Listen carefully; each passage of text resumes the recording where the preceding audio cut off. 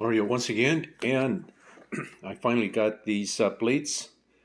I ordered these from Amazon. Pretty much all the parts that you see here are from Amazon, except this hub, weldable hub that came from BMI go-karts. This is the way that I am going to do this, and so this video is to capture that process. These plates come as you see them here with these holes already pre-drilled. You can get these plates as solid plates, but I got a bunch of these a lot cheaper, the ones with the perforations. I guess these are more standard, and so the more standard the part, the more available, the more mass produced it is. If I wanted to maintain the same bolt pattern as on the wheel that's going to be attached here, these are golf cart wheels that have the 4-bolt pattern at 4 inches distance from bolt to bolt at opposite ends. I need to open up these holes wide enough so that I can insert these bolts. These are, I believe, these are half inch by 20 bolts. The some of the golf cart wheels that I got secondhand, it's slightly used. They came with these bolts here. These are half. Excuse me. These are half 20, 1/2 20 threads per inch. These are actually 1/2 by 13. These came from Amazon with the nylon lock nuts. As a set of, I believe, a set of 12 or something like that, for very inexpensive as compared to the half inch 20, which are more fine thread bolts. Those are a lot more expensive, and for the price that I paid for these, you can only get 4 of those. I believe I got like 16 of these, so that allows me to do four of these wheel hub adapters. So in order to get these to fit here with the proper distances, 4-inch to 4-inch across the center line of the bolts, or the center of the bolts, these plates will have to be these holes will have to be enlarged quite enough to clear where that mark is there. I've already put the marks where the bolts should be, so you can see it's quite a bit offset from the existing bolts. So in order to get this right and get these bolts sort of centered there, the hole will have to be enlarged by about 1/8 of an inch in between that whole edge and this whole edge. So it would have to be 1/8 of an inch larger than these bolts here, so that this bolt sits in there. It's probably going to be a little bit loose, but since these are going to be welded to the to these plates here, it doesn't matter if it's a little bit loose. The bolt can be just positioned a little bit better, provided that the distance is kept, precisely. And so, in order to do this, I can also make a jig. You can see the 3D printed version of this plate right here that I did before obtaining these plates. I basically took the dimensions that was on the Amazon description of these parts and transferred those to the computer, and I came up with this plate here. This hole right here is the hole for this hub. This is a 1.5 inch outside diameter hub with an inch inside diameter to fit on the axle, the Yerf dog axles, or any American 1 inch diameter axle. These are the holes, the existing holes that you see here. And what I was planning on doing with this, instead of enlarging these holes as I just described, is I was thinking of maybe offsetting these, drilling new holes here, offset this way, and that would also work. So if I had to re-drill those holes, like my model here has, that would also work. That would eliminate the need to fuss, with the positioning of this in a much larger hole than what this requires, to be centered there. So this is one option, the way I first described it, and this is the other option, to just go offset here and just drill a new hole at the precise locations, 4 inch. These are 4 inch apart, just like what is required for the wheel hubs that are on pretty much all the golf carts. USA measurements standards, because we're dealing in inches here. This center hole will have to be drilled out. For this, I do have some cutout, circular cutout, circular saws to make this cutout. But I'm not sure if those saws, those are designed for wood. I'm not sure if those will go through this. This is a 3/16 inch plate here. It's a pretty thick plate. Not sure if that'll go right through it or if it's going to dull my circular saws. I have seen some on Amazon. They sell for about $35 a set. You can get a bunch of saws that is designed for steel. So I may need to make that purchase and buy that. Yeah, there's if you plan on doing these things,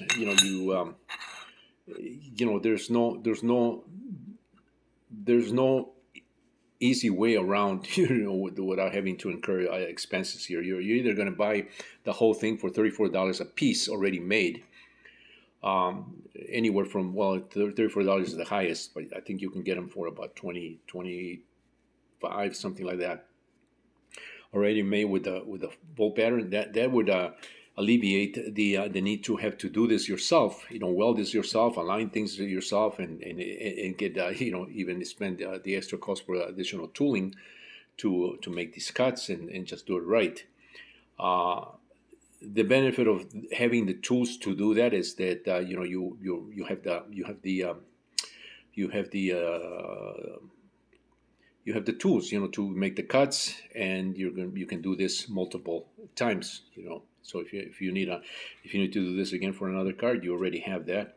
I already have a bunch of these plates. I mean, I can make enough for 2 cards times 4 per card. So I total 8. I believe I have like 10 or 12 plates, 12 of these plates. So I can actually do 4 at 4 pieces per cart, to do the rear wheels and the front wheels, all with the 4-bolt pattern hubs. So that's the benefit of doing this yourself, and with the extra tools that I just mentioned, getting the proper circular saws to do the cutouts on steel. So once that's done, my thought was to use these washers. Not actually, there's 2 ways that this can be done in terms of welding this part right here. So we're done with the holes. Let's say we're there already. Now we have to drill this hole here for the center, and that's got to be also precise, because this whole thing is going to pivot, and any deviation in precision, you're going to have a wheel that wobbles. So this has got to be very, very precise. There's so many ways to attach this to the drill press. You do need a drill press to do this. The ideal way to cut these in steel would be to water jet this. If you happen to have a water jet, you can just program the part in CAD, and then just save that file and just let the water jet do the cutting once this is properly fixtured on the water jet machine, or a CNC machine. Even this can be done with a CNC machine. But without those tools, the next thing is a drill press, and just make sure that you align everything precisely, with the tool. So I can either drill a hole that's 1 inch to match the inside diameter of this, or I can drill a hole that's 1.5 inches to drop this inside this plate and weld it around, with this beam sitting inside this plate 3/16 of an inch into this plate. If I cut the hole to 1.5 inches in diameter, this can be dropped, like I said, and just welded. Real simple. You drop it, you weld it, and it's done. And the same amount that this is going into this plate is going to be the reinforcement there, because it's not going to go anywhere once you weld it. drilling a 1 inch hole only for the inside diameter of this. Once this is aligned, the other way to do this would be to drop this washer right here, which fits precisely over that 1.5 inch weldable hub.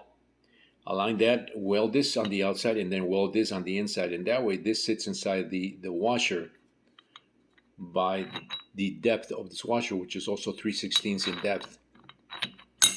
And then this is butted up against, flush up against the surface here, with the only hole being the inside diameter through the plate.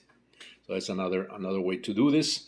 It adds a little more parts and a little more welding that you have to do, but if you don't have, say, the 1.5 inch diameter hole maker, to make that hole, if you only have a 1 inch, that can be done that way. This way right here with this extra washer really would reinforce this much better than just having a hole drill to the 1.5 inch outside diameter of this part and dropping that and welding it like that, because you're doubling up on the welding surface, on the welding it's on the welding surface, which is this inner circular section here and this outer circular section right here. So you're welding this whole thing to reinforce the this hub. And so that's another way to do this. From a previous purchase, I have these. I have a bunch of these washers. As I said in my other video, I actually bought these to weld it on the hub on the edge before attempting to take out that wheel. I was planning on welding this and having the 3-jaw puller grab onto that and push on the shaft and pull the wheel that way. But I just didn't have enough, with that 15-ton jaw puller that I got, hydraulic. I just didn't have enough distance once these washers were welded that to give me a good area to grab onto. So I had to bypass that and just cut the wheel hub. Unfortunately, I had to cut that. Those wheel hubs are kind of very expensive, and that's the reason for going with golf cart wheels. You can find those for about $15, $20, even $10. I paid $40 for a set of wheels that are really in really good shape. They come with the hubs and the wheels and already filled with air, and all you need is just the adapter to fit over the 1-inch shaft, and with a fold bolt pattern to support the wheel. So that's the inexpensive way. Otherwise, if you buy the hub, just like on the original Yerf dogs, or probably a lot of those American-made go-karts, you're going to need to get those 1-inch wheels with a key, which is can run you. I've seen them for $50. I think it's about the average price for those wheels, just the wheel alone, no tires. And so this is my. That's why I've been making these videos. I started with some very simple concepts before I had these plates, but pretty much this is going to be the way to do this. With these plates. And with these, there are two options, like I mentioned in this video here. If you plan on doing this, of course, these bolts will need to be inverted before the bolts are welded. So this is actually, the bolts will have to go through this section right here through there, so that the hub sits inside towards the inside of the axle, and not facing the outside of the ends of the axle. So these bolts will have to go right there, and then welded through the back, to retain them in place. That way you don't need a separate socket to retain to do the tightening of these bolts. Once they're welded, all you need to do is just come back with a socket on the front of the wheel and just tighten these nylock nuts. They come with these 1/2 inch, 13 threads per inch, 1/2 inch in diameter bolts, which are a lot cheaper than if you were to buy the 1/2 inch by 20 threads per inch threads on is typically used for golf cart wheels with these type of sockets. These are, I believe, these sockets are done this way with this bevel here to create tension there, so they retain themselves on the once they're locked, with the on the wheel. But I prefer these with the nylock inserts there. Um, and for the price that I pay for these, it's a lot. It's more cost effective that way, and you're really not. I mean, these bolts are really hefty, half inch. Four of these bolts, half inch. That's a lot more surface grab area, surface area wise, as opposed to just the threaded end on the axle. If you were to go with the regular hubs that fit over the 1 inch shafts. So that's the way I'm going to do it. This is probably going to be the last video as far as these ideas. Using these parts right here, and hopefully the next one will be already done. Welded and on the shaft, so that my viewers can see what how this came out. But basically, that's as I'm explaining it here. That's the way I'm going to do this. I just haven't decided, whether to go with enlarge these existing holes, which would make sense, because the hole's already there. It's already concentric. It would be an enlargement concentric with this by 1/8 of an inch in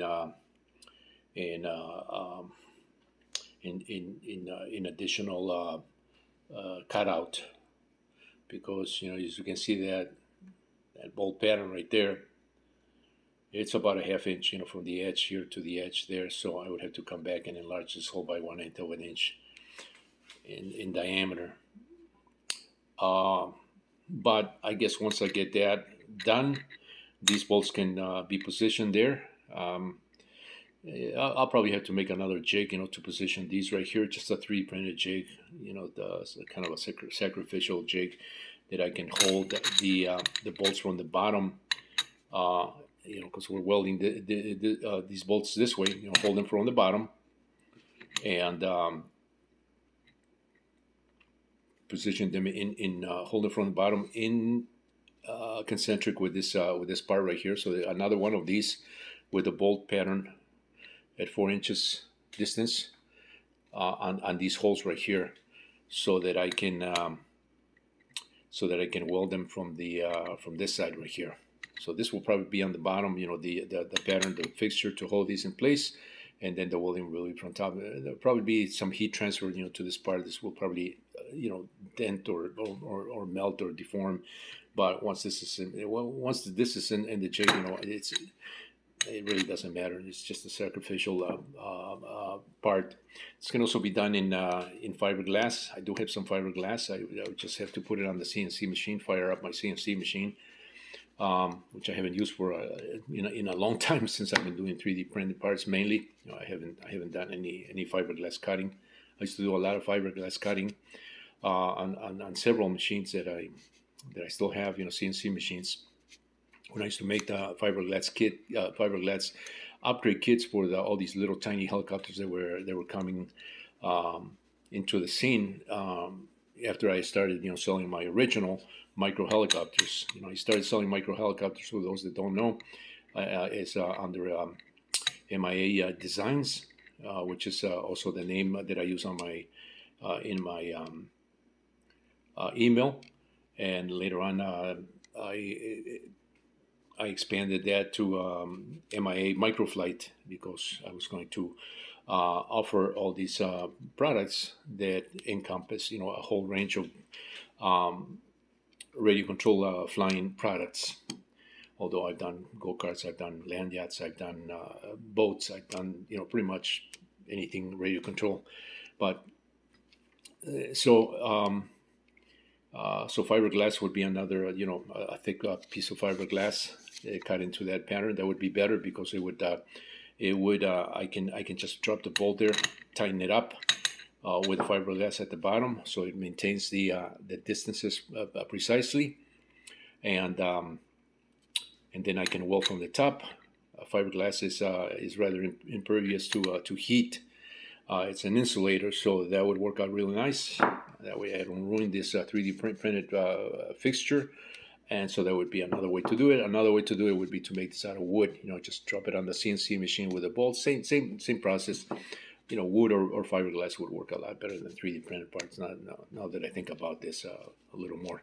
So that is this completes basically the parts that you're going to need if you're going to do this, and to make your own wheel hubs with a 4-bolt pattern. Mario once again with MI Microflight. Stay tuned for the continuation of this project here. That boy, I really want to put this together, but I have orders that I need to fill for the micro lights, and so that's been taking quite a bit of my time also. Just when I think I have a break, orders come in, and I have to take care of that too.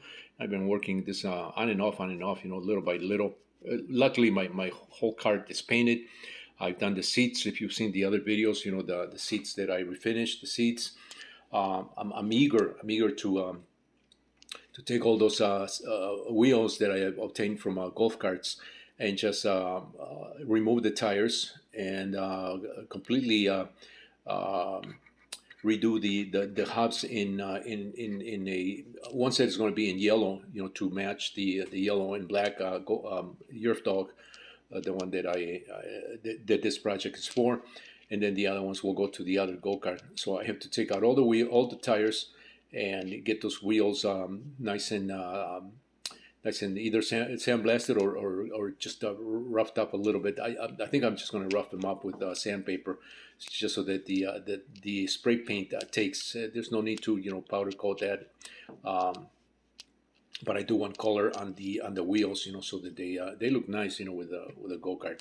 So I'm eager to do that. But I really want to be in the mood, and I want to have I want to be free of my. I want to have my mind free of my orders, because those orders, I also have to, when I get into the orders, I have to have my mind totally there, because it. I like to do things right and take my time.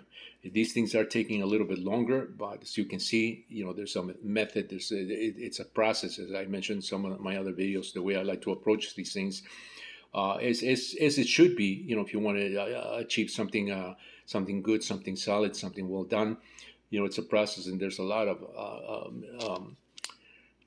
of mental gymnastics that you have to do sometimes, to arrive at these things. As a lot of these things can be done so many ways, but I think this is the way to do this. Either way, the way I described in this video, with these particular parts that I got.